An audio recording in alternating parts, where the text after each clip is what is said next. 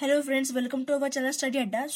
आज का टॉपिक है कि गॉस थ्योरम को हम स्टेटमेंट करेंगे और हम उसको प्रूफ करेंगे। तो हम सबसे पहले स्टार्ट करते हैं कि उसके स्टेटमेंट से।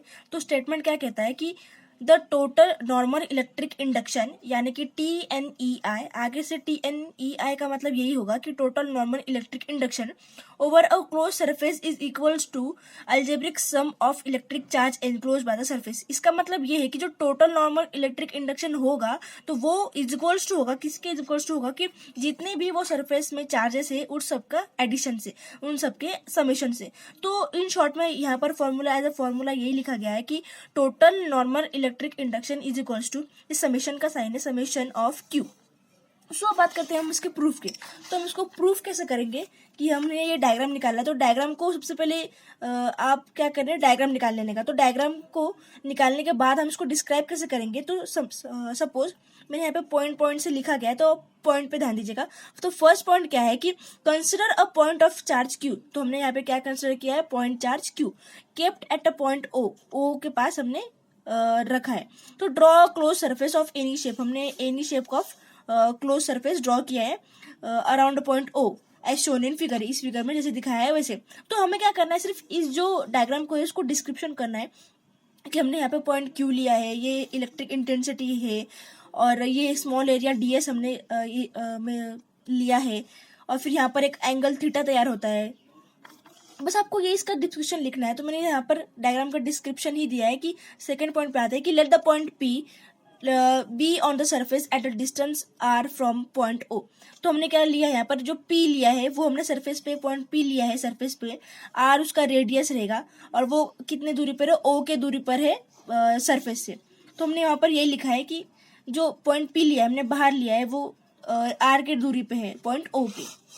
सो नेक्स्ट बात करते हैं कि the magnitude of electric field intensity at point P due to charge Q is given by, हमें तो पता है कि इलेक्ट्रिक फील्ड इंटेंसिटी का फॉर्मूला क्या होता है कि 1/4 पाई इप्सिलॉन, ये इप्सिलॉन है, into Q upon R square.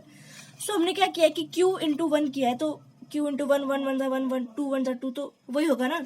तो हमने क्या किया है, therefore E is equals to Q upon 4 pi epsilon R square. हमने सिर्फ इसको कंप्रेस किया है कि 1 हटाकर, बस और कुछ नहीं।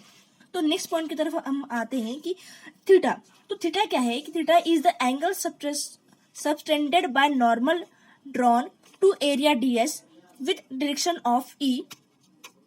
The cos theta will be the normal component of electric intensity. जो थीटा है कि जो थीटा है वो क्या है, वो angle between normal drawn to area ds, वो क्या है, normal drawn to area ds, ये नॉर्मल है, normal drawn to area ds with the direction of electric intensity, with the direction of electric intensity. जो कभी भी जो थीटा रहता है तो वो वही रहता है कि angle subtended by normal drawn to area ds with direction of E। तो हम आगे बढ़ते हैं। तो आगे क्या है कि total normal electric induction over area ds is given by epsilon E cos theta into ds। इसे हम देंगे equation 1। So now putting the value of E in equation 1। तो हमने यहाँ पर E की वैल्यू इसलिए निकाली थी, हमने E का फॉर्मूला इसलिए लिखा है क्योंकि ये इक्वेशन 1 में पुट करते आएगा हमको यहाँ पर E की जगह पर। तो हमने वही किया है कि putting the values of E in equation first. जो E की वैल्यू है वो हमने इक्वेशन 1 में पुट कर दिया। तो ये इक्वेशन है। तो E की वैल्यू क्या है कि Q upon 4 pi epsilon 0 R square. तो हमने क्या पुट किया, ये epsilon as it is, E की वैल्यू पुट कर दी, Q upon 4 pi epsilon R square, और ये cos theta ds as it is. तो अब क्या होगा, ये Q और 4 पाई बाहर आ गया, cos थीटा ds अपॉन ये R स्क्वायर। ओके, और ये जो इप्सिलॉन है वो कैंसिल हो जाएगा, ये epsilon get cancel, this epsilon get cancel, but cos theta ds upon R square is equals to d omega, solid angle subtended by the area ds at O। तो now total normal electric induction हमें क्या मिला कि अब इसके जगह पर तो d ओमेगा आ गया, तो हमें क्या मिलेगा, total normal electric induction Q 4 pi d omega. Okay, I hope आपको ये यहाँ तक समझ में आया होगा। सो नाउ पॉइंट 7 क्या कहता है कि the total normal electric induction over whole surface can be obtain by integration. अब सबका हमको टोटल नॉर्मल इलेक्ट्रिक इंडक्शन निकालना है, यानी कि टोटल निकालना है सारे सरफेस का। हमने तो यहाँ पर सिर्फ डीएस का निकाला था, फिर अब हमें क्या निकालना है, सारे सरफेस का। तो अब हम क्या करेंगे, इस सारे सरफेस मतलब स्मॉल स्मॉल स्मॉल डीएस का क्या होगा, इंटीग्रेशन, यानी कि टोटल इंटीग्रेशन होगा। तो फिर हमें क्या मिलेगा, हमने यहाँ पर जो वैल्यू निकाली थी, अब हमें इसका क्या लेना है, इंटीग्रेशन। तो इंटीग्रेशन लेते समय क्या होगा कि q अपॉन 4 पाई क्या रहेगा, कांस्टेंट है, सो वो बाहर आ जाएगा। So integration of d omega. So now d omega is equals to 4 pi.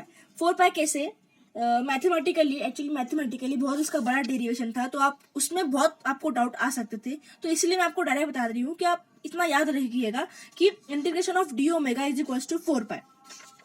Total angle subtended by the closed surface is equals to 4 pi. So now total normal electric induction over a closed surface is equals to q upon 4 pi into 4 pi.